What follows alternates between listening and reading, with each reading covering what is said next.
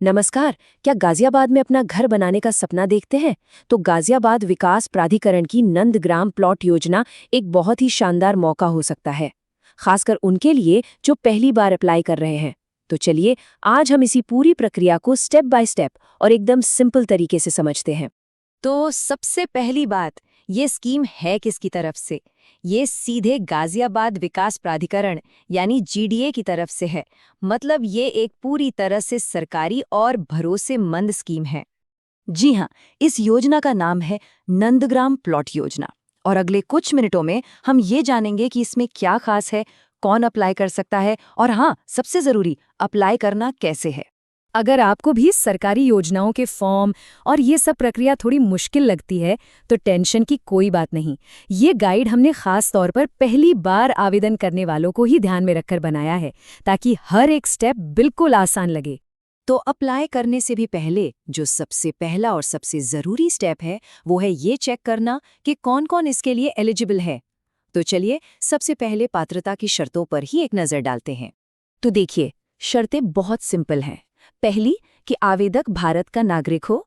दूसरी, उम्र 18 साल से ज़्यादा होनी चाहिए।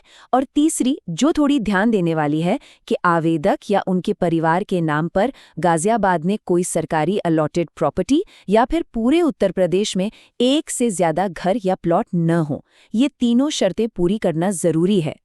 ठीक है, तो मान लीजिए आप एलिजिबल हैं। अब अगला सवाल क्या आता है, यही ना, कि प्लॉट्स कैसे हैं, साइज क्या है और जेब पर कितना असर पड़ेगा। चलिए अब इससे समझते हैं। अब आते हैं रजिस्ट्रेशन फीस पर। यहाँ दो कैटेगरीज हैं।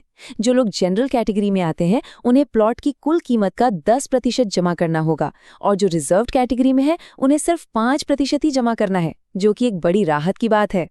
तो इस टेबल में आप देख सकते हैं 4 कैटेगरीज हैं, ए, बी, सी और डी। ये अलग अलग साइज के प्लॉट्स हैं। ए कैटेगरी में सबसे बड़े प्लॉट हैं, 121 से 222 स्क्वायर मीटर तक के। वहीं डी कैटेगरी में 60 स्क्वायर मीटर तक के छोटे प्लॉट्स हैं। मतलब जैसा बजट और जैसी ज़रूरत वैसा प्लॉट चुन सकते हैं।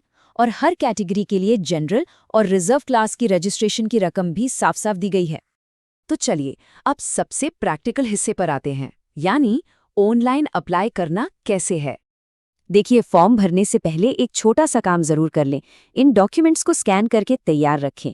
इससे प्रोसेस काफ़ी तेज हो जाएगा। क्या क्या चाहिए? आपकी फ़ोटो, आधार और पैन कार्ड, आपके साइन का एक स्कैन, रिजर्वेशन सर्टिफिकेट अगर लागू होता है तो, और एक दिया हुआ फॉर्मेट है उस पर एक एफिडेविट। प्रोसेस बहुत ही सीधा है। सबसे पहले आपको जीडीए की ऑफिशियल वेबसाइट पे जाना है। फिर 1100 रुपये का ब्रोशर फीस ऑनलाइन पे करना है। इसके बाद एप्लीकेशन फॉर्म को बहुत ध्यान से भरें और जो डॉक्यूमेंट्स आपने तैयार किए थे उन्हें अपलोड कर दें।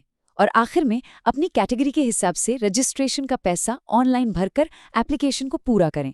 और अब सबसे ज़रूरी बात, तारीखें। तो ये डेट्स अपने कैलेंडर में अभी मार्क कर लीजिए। 25 फरवरी से रजिस्ट्रेशन शुरू हो रहा है और 15 मार्च को ख़त्म। ध्यान रखिएगा, वक्त ज़्यादा नहीं है, तो लास्ट डेट का इंतज़ार बिल्कुल मत करिएगा। तो ठीक है, आपने अप्लाई कर दिया। अब क्या? अब आगे क्या होगा? चलिए इसे भी समझ लेते हैं। हाँ, एक बात जो बहुत अच्छे से समझनी है, वो ये कि यहाँ पहले आओ पहले पाओ वाला सिस्टम बिल्कुल नहीं है। चाहे पहले दिन अप्लाई करें या आखिरी दिन, कोई फर्क नहीं पड़ता। जितने भी एलिजिबल लोग अप्लाई करेंगे, उनके बीच एक पब्लिक लॉटरी होगी और उसी से विजेताओं को चुना जाएगा। और हाँ, जिनका नाम लॉटरी में नहीं आता, उनके लिए भी एक ज़रूरी जानकारी है। आपने जो भी रजिस्ट्रेशन के पैसे दिए थे, वो आपको पूरे के पूरे वापस मिल जाएंगे। ये पैसा सीधा उसी बैंक अकाउंट में आएगा जिसकी डिटेल्स आपने एप्लीकेशन फॉर्म में दी थीं। तो अब जब पूरी प्रक्रिया आपके सामने है और 15 मार्च की डेडलाइन भी आपको पता है, तो सवाल यही है, इतने सारे ऑप्शंस में से आपके बजट और ज़रूरत के लिए कौन सा प्लॉट सबसे सही रहेगा? ये फैसला अब आपको करना है।